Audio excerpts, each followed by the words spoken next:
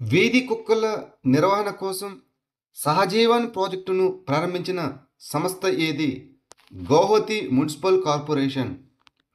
Guwahati municipal corporation జంతు సంక్షేమ సంస్థ జేబీఎఫ్ ట్రస్ట్ సహకారంతో వీధి కుక్కల నిర్వహణ కోసం సహజీవన్ ప్రాజెక్టును ప్రారంభించింది. ఈ ప్రాజెక్టు సమగ్ర విధానం ద్వారా మానవులు మరియు జంతువుల మధ్య శాంతియుత సహజీవనాన్ని ప్రోత్సహించడం లక్ష్యంగా పెట్టుకుంది. భారతదేశపు తొలి డిజిటల్ సెన్సస్ 2027 కోసం భారత రిజిస్ట్రార్ జనరల్ ప్రారంభించబడిన 2 మొబైల్ అప్లికేషన్ల పేరు ఏమిటి? డిజిటల్ లేఅవుట్ మ్యాప్ మరియు సెన్సస్ 2027 హౌస్ లిస్ట్. భారతదేశపు మొట్టమొదటి డిజిటల్ సెన్సస్ 2027 యొక్క ట్రయల్ దశ కోసం రిజిస్ట్రార్ జనరల్ మరియు census commissioner of India 2 mobile యాప్లను ప్రారంభించారు. అవి డిజిటల్ లేఅవుట్ మ్యాప్ మరియు సెన్సస్ 2027 హౌస్ లిస్ట్.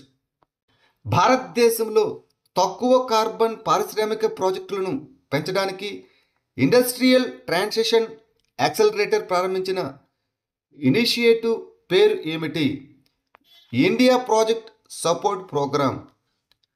తక్కువ కార్బన్ పారిశ్రామిక ప్రాజెక్టుల్లో పెట్టుబడులను పెంచడానికి ఇండస్ట్రియల్ ట్రాన్సిషన్ యాక్సలరేటర్ COP28 వద్ద ఇండియా ప్రాజెక్ట్ సపోర్ట్ ప్రోగ్రామ్ను ప్రారంభించింది. 68 క్లీన్ ఇండస్ట్రియల్ ప్రాజెక్టులను ముందుకు తీసుకెళ్లడం ద్వారా $150 బిలియన్ పెట్టుబడులను అన్లాక్ చేయడం మరియు 2 లక్షల కంటే ఎక్కువ ఉద్యోగాలను సృష్టించడం దీని యొక్క లక్ష్యం. ఈ ప్రాజెక్టులు ఏటా 175 మిలియన్ టన్నుల కార్బన్ డయాక్సైడ్ని తగ్గించగలవు. నవంబర్ 2025లో ఎనర్జీ ఎఫిషియన్సీ సర్వీసెస్ లిమిటెడ్ భారతదేశపు అతిపెద్ద జియోథర్మల్ ఎనర్జీ టెక్నాలజీ పైలట్ ప్రాజెక్టును ఏ రాష్ట్రంలో ప్రకటించింది? ఆంధ్రప్రదేశ్. నవంబర్ 2025లో విద్యుత్ మంత్రిత్వ శాఖ కింద జాయింట్ వెంచర్ అయిన ఎనర్జీ ఎఫిషియన్సీ సర్వీసెస్ లిమిటెడ్ భారతదేశంలో అతిపెద్ద జియోథర్మల్ ఎనర్జీ టెక్నాలజీ పైలట్ ప్రాజెక్టును ఆంధ్రప్రదేశ్లో ప్రకటించింది. ఈ ప్రాజెక్టు 2 పర్యాటక కేంద్రాల్లో అమలు చేయబడుతుంది. అవి అరకు వ్యాలీ మరియు విశాఖపట్నంలో. కొత్త జన్యు సవరణ చికిత్స కొలెస్ట్రాల్ను శాశ్వతంగా తగ్గించడానికి ఏ జన్యువును లక్ష్యంగా చేసుకుంటుంది? ANGPTL3.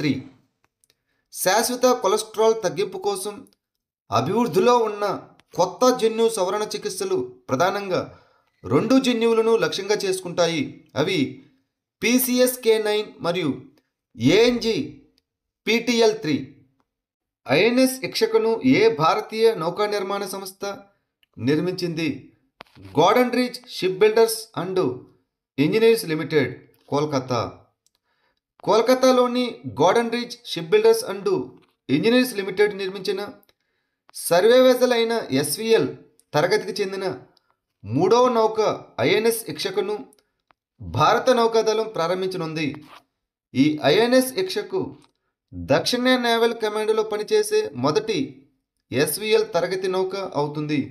ఇది స్వదేశీ పరిజ్ఞానంతో నిర్మించిన హైడ్రోగ్రాఫిక్ సర్వే నౌక. COP30 కోసం స్టేట్ ఆఫ్ ది క్లైమేట్ అప్డేట్ను విడుదల చేసిన సంస్థ ఏది? ప్రపంచ వాతావరణ సంస్థ WMO. ప్రపంచ వాతావరణ సంస్థ COP30 కోసం వాతావరణ స్థితి నవీకరణను విడుదల చేసింది. ప్యారిస్ ఒప్పందం వాతావరణ లక్ష్యాలను చేరుకోవడానికి ప్రపంచ ప్రయత్నాలు సరైన మార్గంలో లేవని ఇది సూచిస్తుంది. కార్బన్ డయాక్సైడ్, మీథేన్ మరియు నైట్రస్ ఆక్సైడ్ యొక్క వాతావరణ సాంద్రతలు 2024లో రికార్డు స్థాయికి చేరుకున్నాయి మరియు 2025లో పెరుగుతూనే ఉన్నాయి. ద్వైపాక్షిక సంబంధాలను పెంపొందించడానికి భారతదేశం మరియు డెన్మార్క్ నవంబర్ 2025లో ప్రారంభించిన ఇనిషియేటివ్ పేరు ఏమిటి? ఇండియా డెన్మార్క్ వ్యాపార మండలి. ద్వైపాక్షిక సంబంధాలను బలోపేతం చేయడానికి భారతదేశం మరియు డెన్మార్క్ నవంబర్ 2025లో కోపెన్హాగన్లో ఇండో డానిష్ బిజినెస్ కౌన్సిల్ను ప్రారంభించాయి. డెన్మార్క్లో భారత రాయబారి మనీష్ ప్రభాత్ ఈ ప్రారంభోత్సవాన్ని ప్రారంభించారు. నిర్మాణాత్మక సహకారాన్ని పెంపొందించడం, వ్యూహాత్మక సహకారాన్ని నడిపించడం మరియు వ్యాపార వృద్ధిని వేగవంతం చేయడం ఈ ఐడిబిసి యొక్క లక్ష్యం. జాతీయ సహకార అభివృద్ధి సంస్థ ఎన్సిడిసి ఏ మంత్రిత్వ శాఖ కింద పనిచేస్తుంది? సహకార మంత్రిత్వ శాఖ కింద. జాతీయ సహకార అభివృద్ధి సంస్థ భారత ప్రభుత్వ సహకార మంత్రిత్వ శాఖ కింద ఉన్న ఒక చట్టబద్ధమైన సంస్థ. ఉత్పత్తి మరియు ఉత్పాదకతను పెంచడానికి ఎన్సిడిసి రైతు సహకార సంస్థలకు మద్దతిస్తుంది.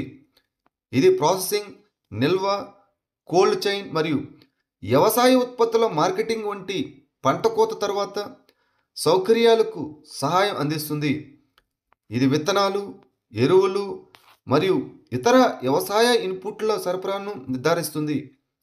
ఇది పాడి, పశువులు, చేనేత మరియు పట్టు వస్త్రాల పెంపకం వంటి వ్యవసాయేతర రంగాలలో ఆదాయాన్ని ఉత్పత్తి చేసే సహకార సంస్థలకు సహాయం చేస్తుంది. వైశ్విక్ భారతీయ వైజ్ఞానిక్ ఫెలోషిప్ ఏ మంత్రిత్వ శాఖ కింద పనిచేస్తుంది? సైన్స్ అండ్ టెక్నాలజీ మంత్రిత్వ శాఖ కింద. వైశ్విక్ భారతీయ వైజ్ఞానిక్ ఫెలోషిప్ అనేది సైన్స్ అండ్ టెక్నాలజీ మంత్రిత్వ శాఖ యొక్క ఇనిషియేటివ్. దీనిని సైన్స్ అండ్ టెక్నాలజీ శాఖ ద్వారా అమలు చేస్తారు. ఫెలోషిప్ కాలంలో ప్రభుత్వం నెలకు 4 లక్షల రూపాయల నిధులను అందిస్తుంది. భారతదేశ పరిశోధన, పర్యావరణ వ్యవస్థను మరియు ప్రపంచ విద్యా సహకారాన్ని బలోపేతం చేయడం దీని యొక్క లక్ష్యం. 2025 జాతీయ చేనేత అండ్ చేతి పనుల సమావేశం ఎక్కడ జరిగింది? ఒడిశా. ఒడిశాలోని భువనేశ్వర్లో జరిగిన జాతీయ చేనేత అండ్ చేతి పనుల సమావేశం 2025 ముగిసింది. ఈ సమావేశాన్ని జౌళి మంత్రిత్వ శాఖ నిర్వహించింది. సమాఖ్య సహకారం, మహిళల నేతృత్వంలోని వృద్ధి, ఆర్థిక చేరిక మరియు జిఐ లింక్డ్ బ్రాండింగ్పై దృష్టి సారించి జాతీయ సాంప్రదాయ వస్త్ర మిషన్ను ప్రదర్శించారు. 17వ గృహ సమ్మిట్ 2025 ఎక్కడ జరిగింది? న్యూఢిల్లీ. గృహ కౌన్సిల్ న్యూఢిల్లీలో 17వ గృహ సమ్మిట్ను ప్రారంభించింది. గృహ అనగా green rating for integrated habitat assessment అనేది భారతదేశం యొక్క స్వంత green building rating system. 2025 summit యొక్క థీమ్ వచ్చేసి innovative to act for a climate resilient world. వ్యవసాయంలో లోతైన సాంకేతిక విప్లవాన్ని రూపొందించడం అనే నివేదికను ఏ సంస్థ విడుదల చేసింది? ప్రపంచ ఆర్థిక వేదిక WEF. World Economic Forum November 7, 2025న Shaping the Deep Tech Revolution in Agriculture అనే కొత్త నివేదికను విడుదల చేసింది. సమ్మిళిత మరియు స్థిరమైన వ్యవసాయాన్ని ప్రోత్సహించడానికి 2021లో స్థాపించబడిన WEF యొక్క artificial intelligence for agriculture initiative కింద ఈ నివేదిక ప్రారంభించబడింది.